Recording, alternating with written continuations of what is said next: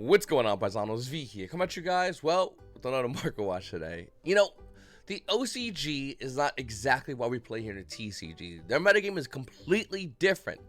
But at a lot of times, we look at the OCG because they have a lot of cards that obviously are like ours. Their meta is similar to ours. They are basically the only prediction of our future of our meta, and they're not always correct.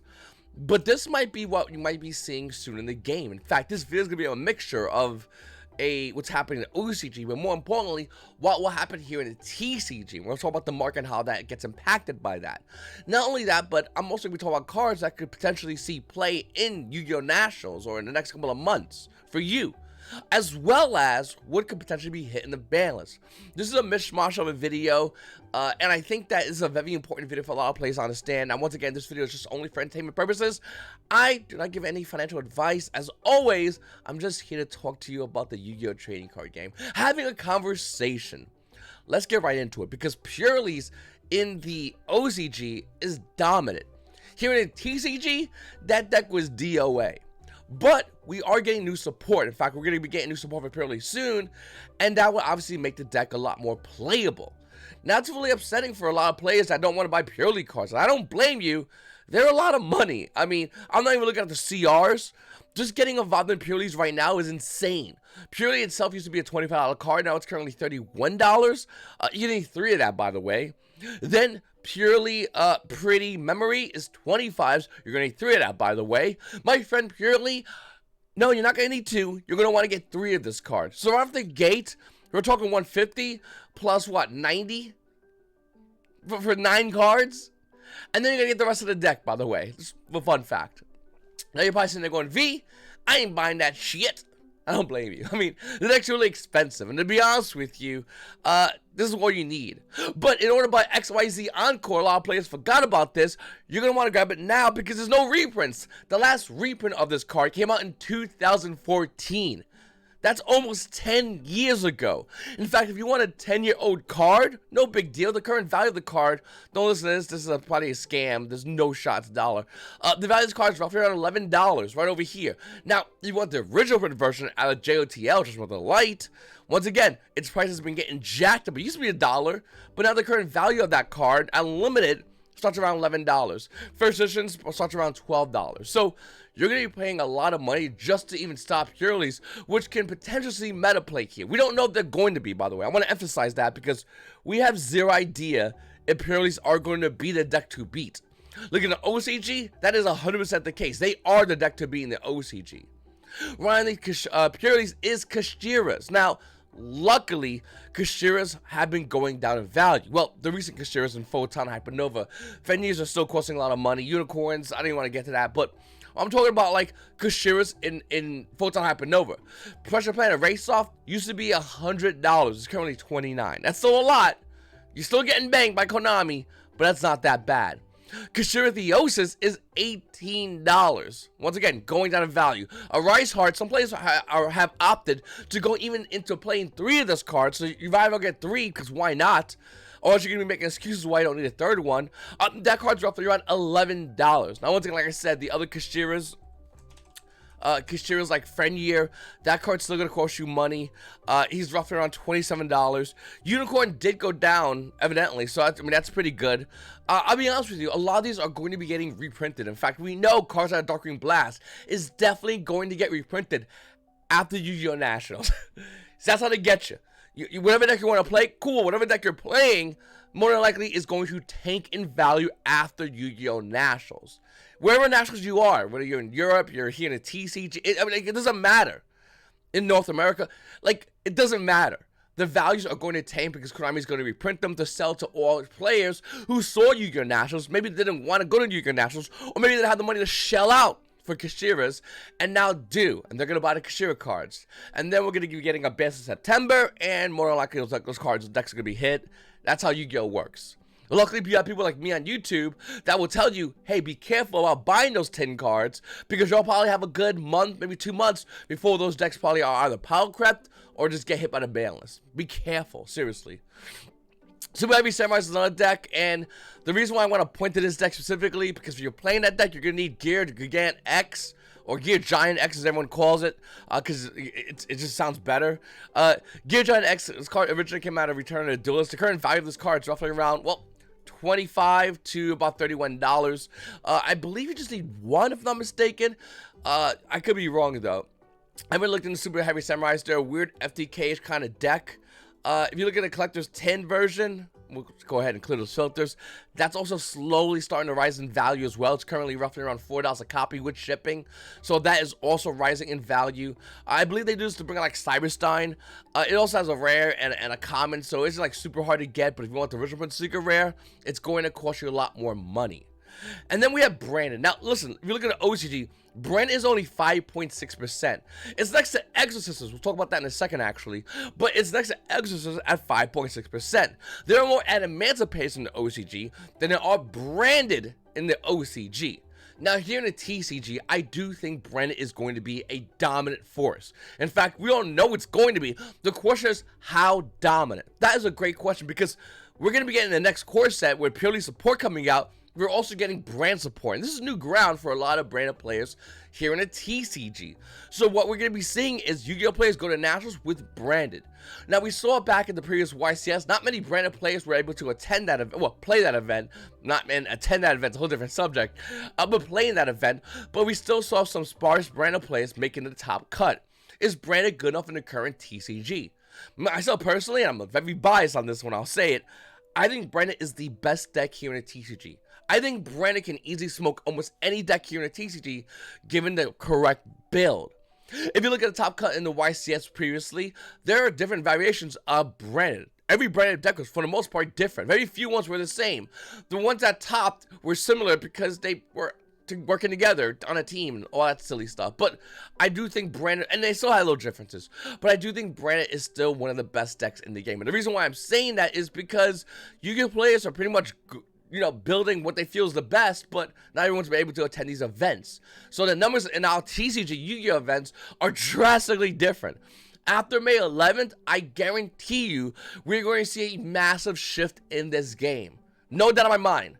And nowhere else, I mean, not in Europe, South America, which have great numbers, by the way, at their attendance, nowhere else have players been so heavily restricted before and then unlocked.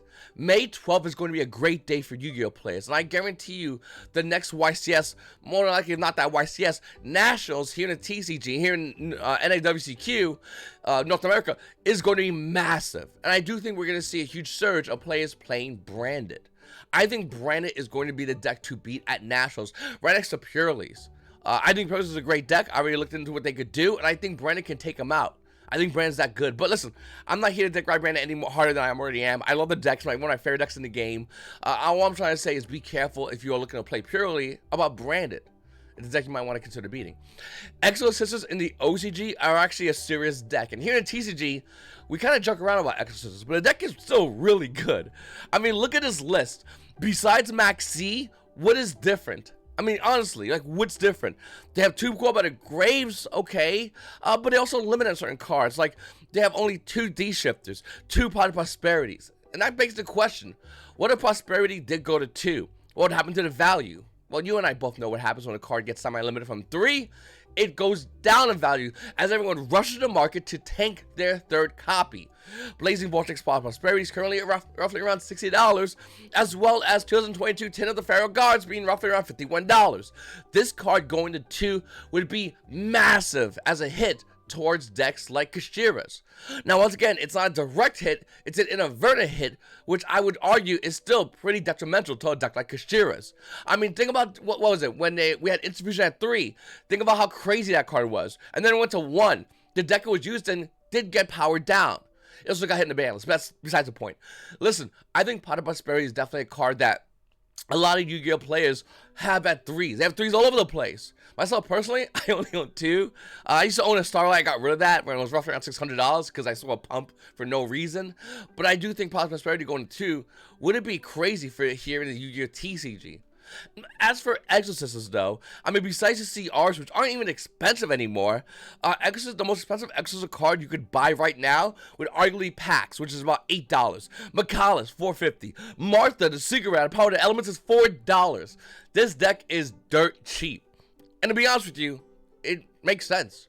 Exosister is still really good at mitigating throughout the meta. The deck is still a great toolbox deck, though if you are playing Exosister, you are locked down to a certain amount of plays. You only have a certain amount of plays available.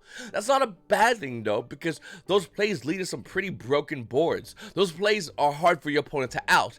And by Exosister coming out, especially after a ban list, this deck will come out and catch a lot of players looking who are still trying to figure out what they're trying to do. And will this deck see play at Nationals? I'm convinced it will. The only question is how many players will he play with, and will any of those players making a top cut? Comment down below, let me know what you think about if any players are going to make it a top cut whatsoever. Then we have Dragon Link. If you think this deck is dead, you are out of your mind. Now yes, Grass is Green is at 2. I think Grass is Green is a helmet card for basically a helmet version of a deck. But even if it wasn't, I mean, this deck got second place. This deck that also got second place did not run Grass is Green. This was at a CTC Shenzhen 2023, 626 participants. What makes it so interesting is this is a combo deck in a meta in which Maxi is relevant. So it's really interesting to see this happen. This Dragon Link ran a heavy amount of Bystials, and I think that's the best way for Dragon Links moving forward to be ran. Because if you run a heavy Bystial Dragon Link, you're going to add a lot more consistency, but more importantly, a lot of players aren't respecting Bystials. Like a ton of players aren't. Think about it. How many players, your deck maybe, or your friends' decks, how many of them have light and dark monsters that was like get sniped in the graveyard with a Bystial would just shut their life away? And I do think Bystials coming back in this game, to me, is only a matter of time. Looking over at Bystial Dragon Link, I mean, it makes a lot of sense to me. I think this deck is a really good deck. I think this deck is definitely a deck that we're going to be seeing a lot more play, because Konami is not going to hit Dragon Link anymore. They're not going to go, oh, you know what needs to be hit? We want to hit Rocket Tracer, because no more of that crap anymore. Like, no one's looking at these cards, and I don't think Konami would even touch Dragon Links. I would even argue Konami wouldn't even touch the Bystial portion, because they're going to be reprinting Bystials. So they'll probably hit Bystials, I agree with you, but only in roughly around the September when they have the next ban list. The national ban list, this might look similar to the deck that will be brought at this event. Once again, Maxi is hit or miss.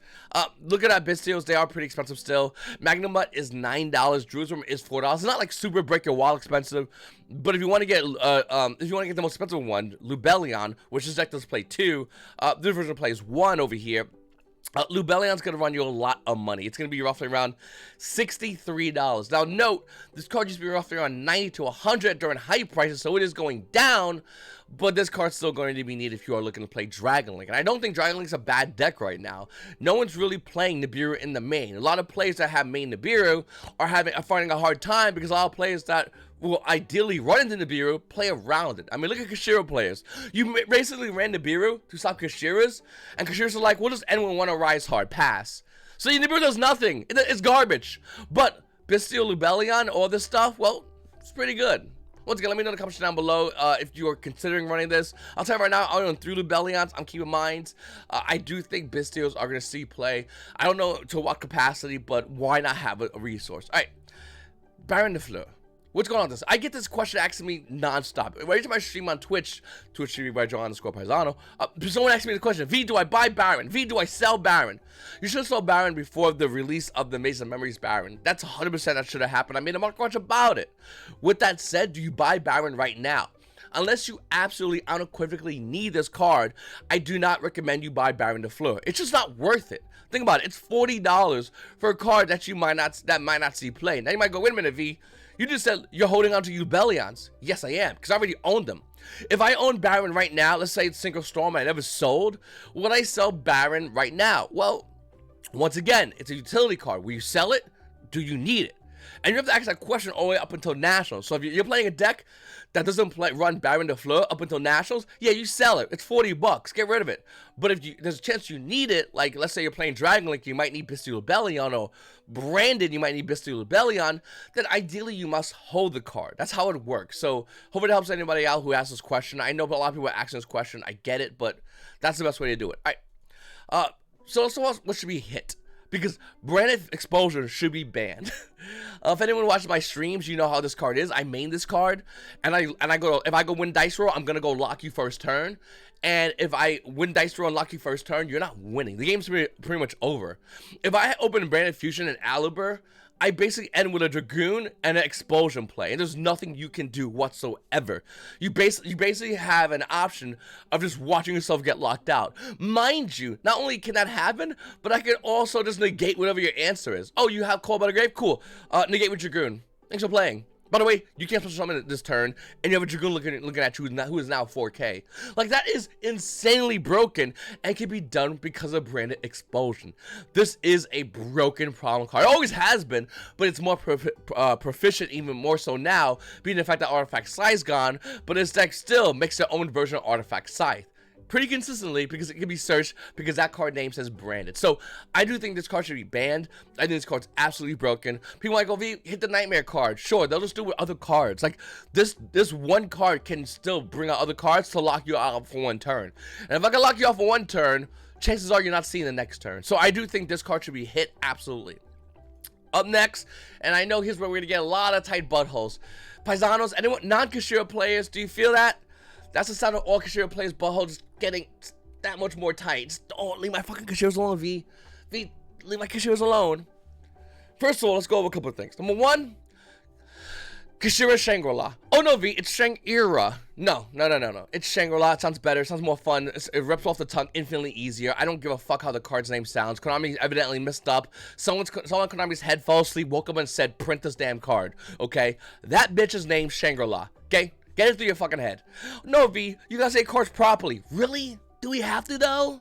Because every time I look at Sword Souls, it's like I'm speaking fluent Chinese, ordering Chinese at a Chinese food restaurant. Mo Yang Sheng Shang, Chi Zhao. I mean, come on. Give a fuck. I'm saying the way I want to say it. It's not butchering the card name. It's not terrible. Anyway, that's why I throw it out there, because there's always like some dipshit that gets really upset because you don't say the name exactly the way Konami wants you to say it. Okay, wear your mask there, kid. Listen, going over to Kashira Shangri-La, this card should be limited. That's it. It's that simple.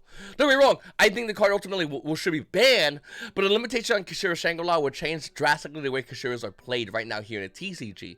It would really just change the entire aspect of the deck. Kashiras, in my opinion, would become more of a mid-range deck because the Zone 5 lock, which I guess can be done, but God, can it though?